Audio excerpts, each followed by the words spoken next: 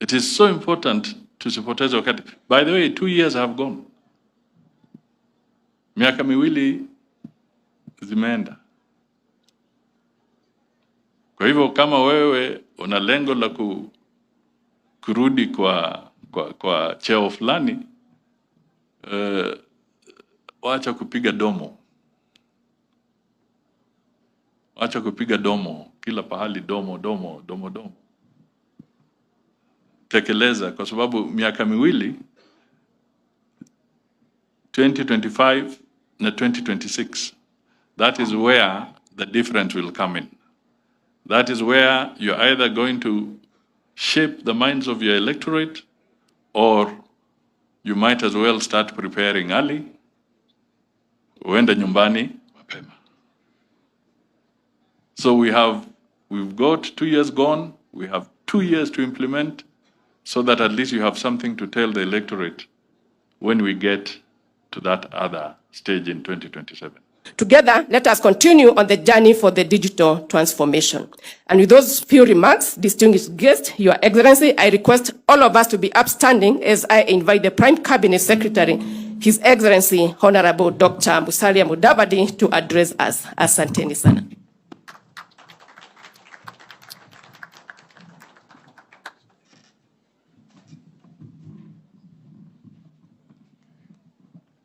Thank you. Please be seated.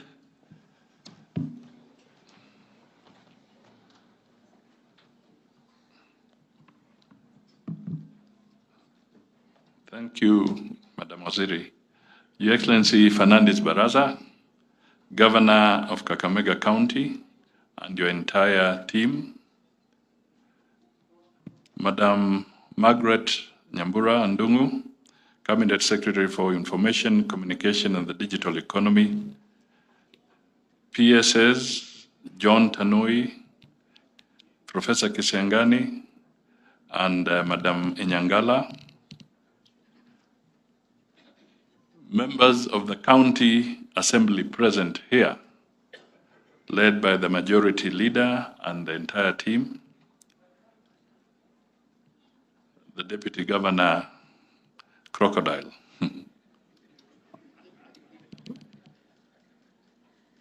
The Principal of the College, Caroline Hamete,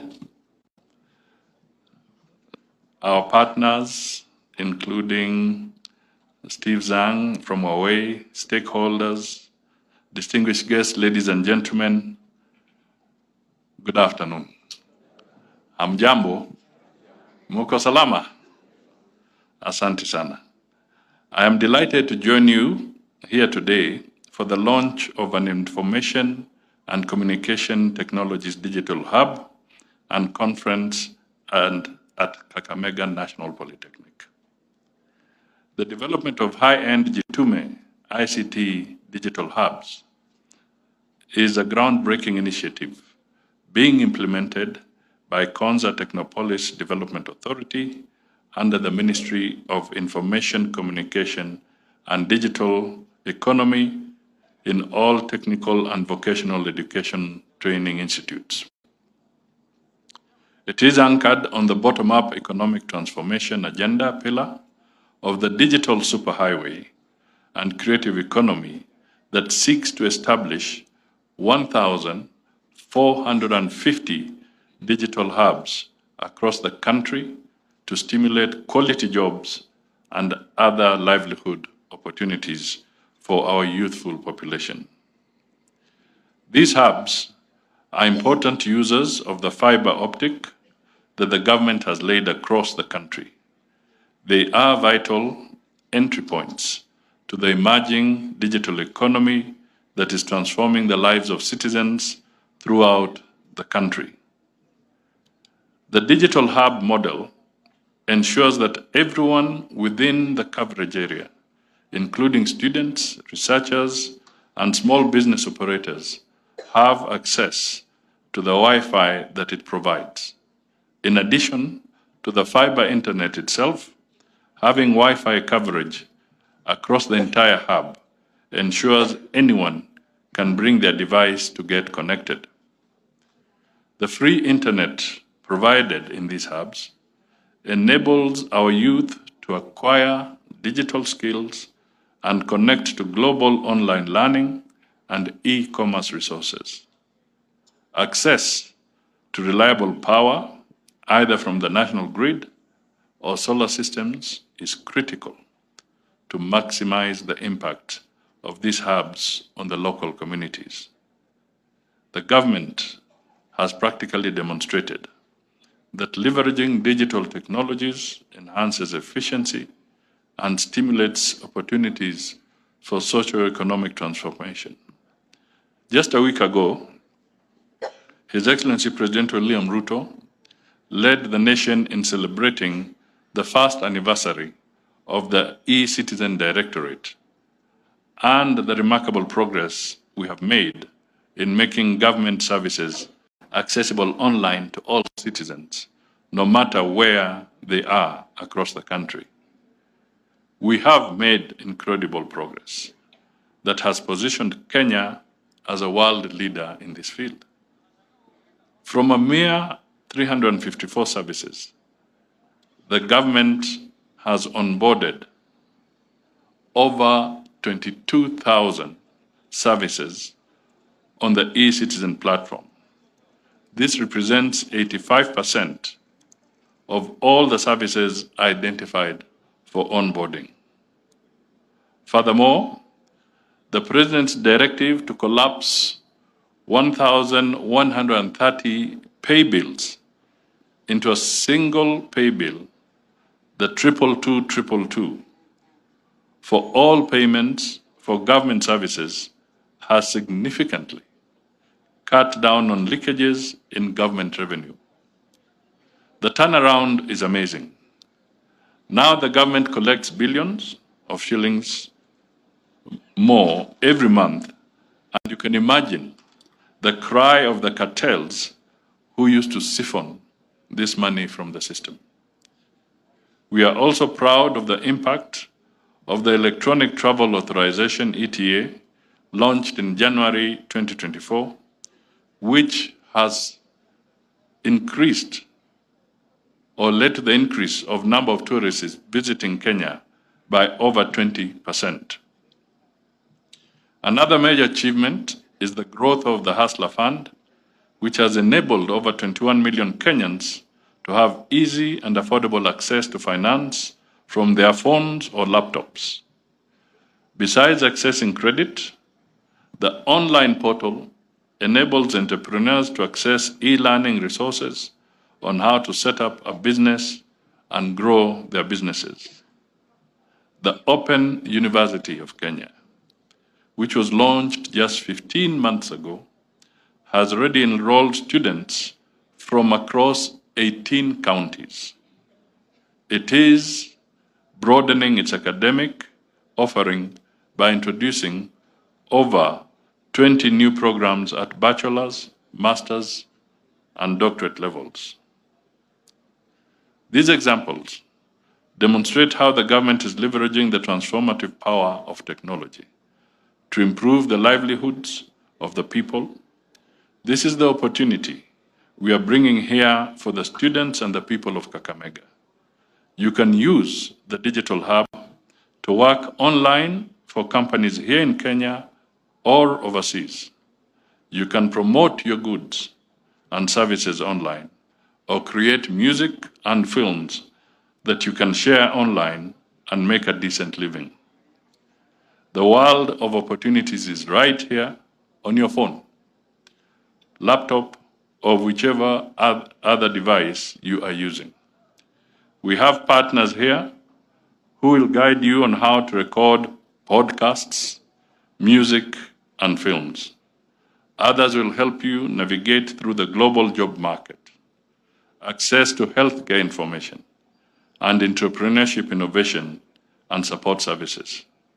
Let me reaffirm the government's commitment to integrating technology in our entire education system, right from primary schools to high schools, TVETs, and universities. Through funding from the Universal Service Fund and the World Bank, our commitment is to scale up e-learning resources to all schools. to assure you that this is not just a promise. I am announcing that today, and I'm very happy, that 3 schools in Vihiga County have also benefited by being connected to the internet and received smart screens for training their students in digital skills. We are preparing these students for the digital economy. I am also pleased to announce the connectivity of Malava and other hospitals in this region to the digital superhighway. This will enable the doctors and other medical staff to connect to their peers and share professional thoughts across the country and globally. Online healthcare services will reduce the cost and time our people spend seeking medical services in the urban centers away from their local areas.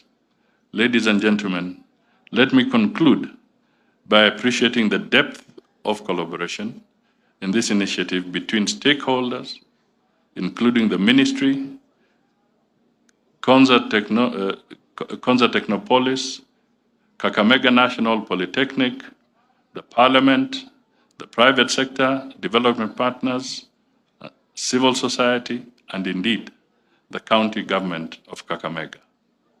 This collaborative approach enhances our whole of government approach to service delivery. I wish you all a highly interactive and successful engagement during this forum. Your thoughts will contribute to unleashing the power of digital technologies to transform the lives of our people. Kwa hivyo, wacha nimalize tu nikisema hii ni nafasi yenu. Hii ni nafasi yetu. Tujiandae, tutumie teknolojia ili tupanue biashara zetu na vile tunafanya mambo mengi katika taifa letu. Vile mlisikia wanenaji kwa ile panel, haswa Profesa Kisiangani akiongea, alisema kwamba yale ambayo yametuleta hapa ni yale tuliangazia wakati tulikuwa tunatembea tukiomba kura, yalikuwa kwa manifesto ya serikali ya Kenya Kwanza.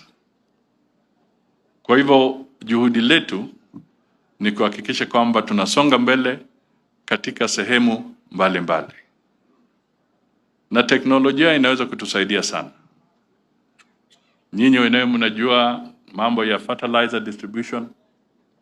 Hata tukienda mbele, tunapambana na Taifa Care, mambo ya afya, lakini hatimaye kile kitatuokoa ni kuhakikisha kwamba teknolojia imefikia kila mtu na tumejisajili, ndio sasa tutaanza kupata huduma ambayo inatakikana kwa Wakenya wote bila ubaguzi.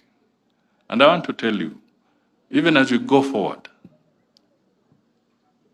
we want to start even considering, and some work is on progress, so that even the recruitment, some entities have started, like KRA. If you want to be an intern, you can only do so by applying online. We want to move very progressively such that even when it will come to recruiting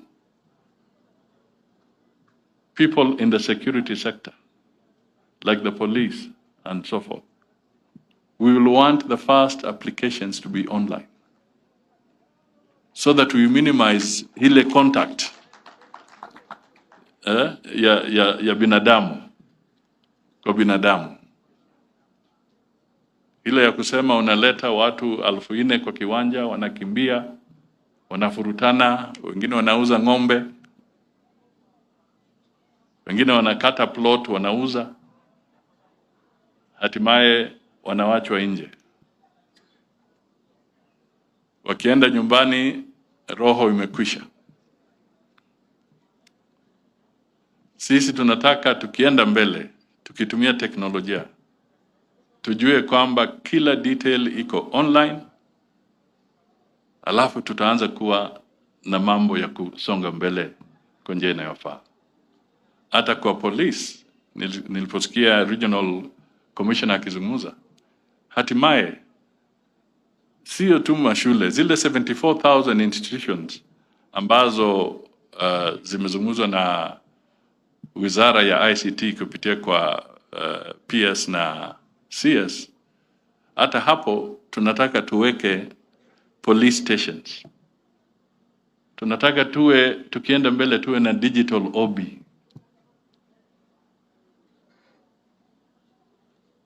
Unajua digital OB hakuna nafasi ya mtu kusema atatoroka na page moja ama mbili.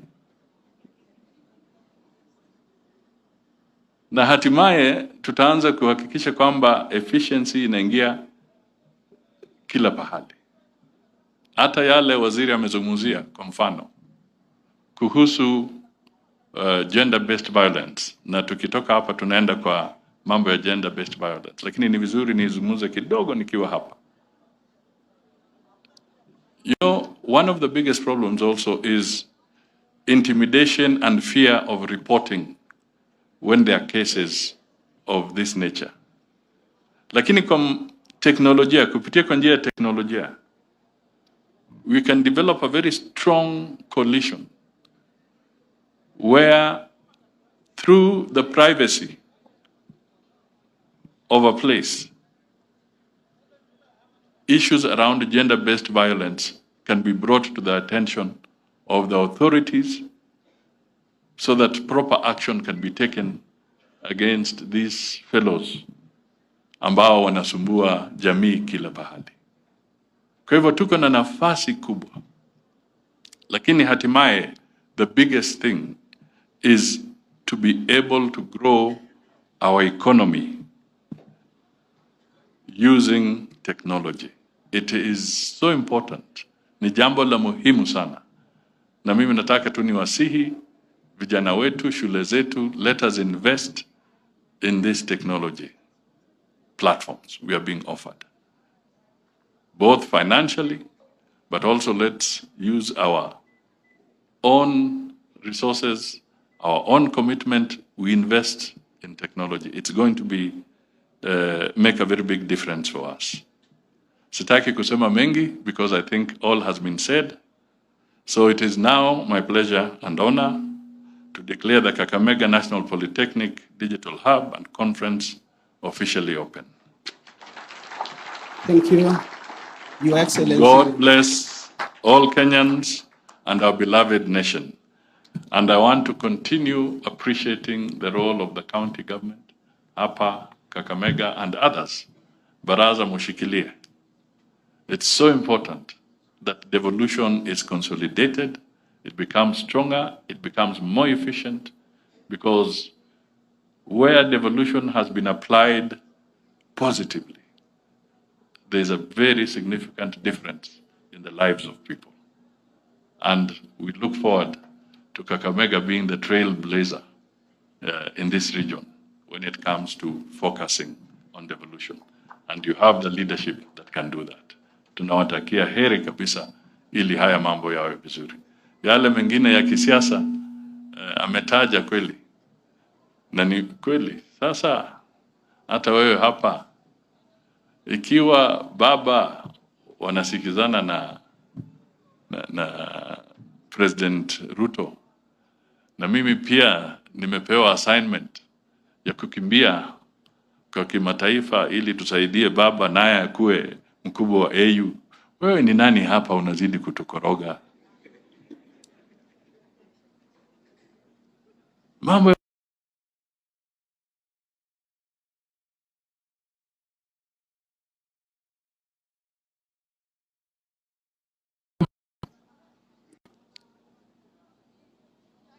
sasa, tushikane, tufanye kazi pamoja, tuende mbele. It is so important tusipoteze wakati. By the way, 2 years have gone. Miaka miwili zimeenda. Kwa hivyo kama wewe una lengo la kurudi kwa kwa cheo fulani, wacha kupiga domo. Wacha kupiga domo, kila pahali domo. Tekeleza, kwa sababu miaka miwili,